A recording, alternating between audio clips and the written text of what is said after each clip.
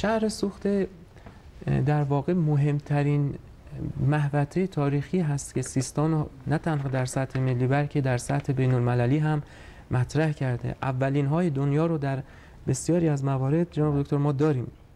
یه نمونهش اولین انیمیشن جهان که در شهر سوخته به ثبت رسیده یک سفالی هست که به صورت یک شکل بز و به صورت نمادین و استیلیزه شده اصطلاحاً تو هنر میگن، این آوردن به صورت خیلی هنرمندانه روی یک ظرف سفالی کار کردن. با چرخوندن این شما میبینید که این داره میپره از روی یک بوته‌ای و این در 5000 سال پیش به نام سیستان و شهر سوخته الان ثبت شده. اولین جراحی رو که ما داشتیم یه چشم مصنوعی رو برای یک خانم گذاشتن با ظرافت بسیار زیادی با مفتولای از جنس طلا که در حد میلیمتر هست و باز سیستم فاضلابی که توی شهر سوخته وجود داشته و فرضیات متفاوتی که الان وجود داره. یعنی اینجا هنوز بکره.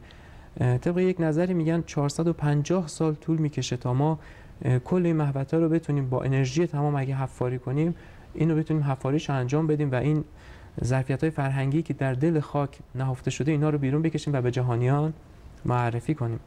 از این تابلوهای شهر سوخته نشون میدم که یه مقدار جنبه انتقادآمیز هم داره خدمت همشهریای خودمون.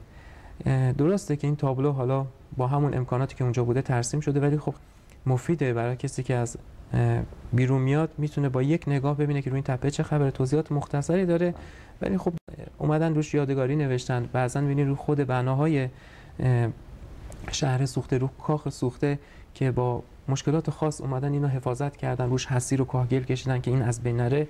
دوباره یادگاری از حالا انگلیسی فارسی متاسفانه روش هست و ما این تقاضا رو اینجا صمیمانه از همه دوستان داریم که در حفاظت، یعنی خود تک تک ما ایرانی‌ها، تک تک اهالی این شهر و این دیار باید دست به دست همه حفاظت کنیم از این آثار و کمک کنیم، چون به تنهایی سازمان‌ها نمیتونن این وظیفه سنگین رو به دوش بکشن. این بنای یادمانی شهر سوخته هست که البته حرف و حدیث هم روش خیلی زیاده، چون همه چی تازه حفاری شده و به دست اومده.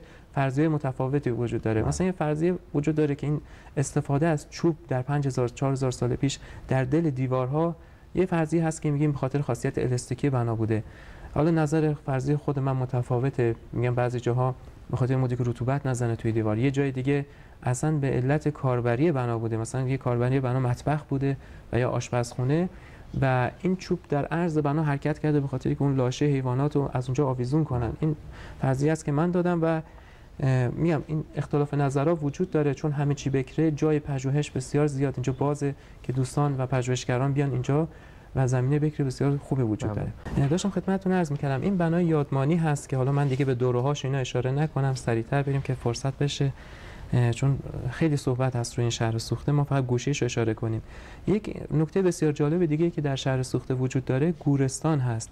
گورستان شهر سوخته گونه‌های مختلفی از تدفین ما داریم بسته به اینکه اون فرد در چه طبقه اجتماعی بوده، چه شخصیتی داشته، به لحاظ اقتصادی چه وضعیتی داشته، این تدفین متفاوت بوده.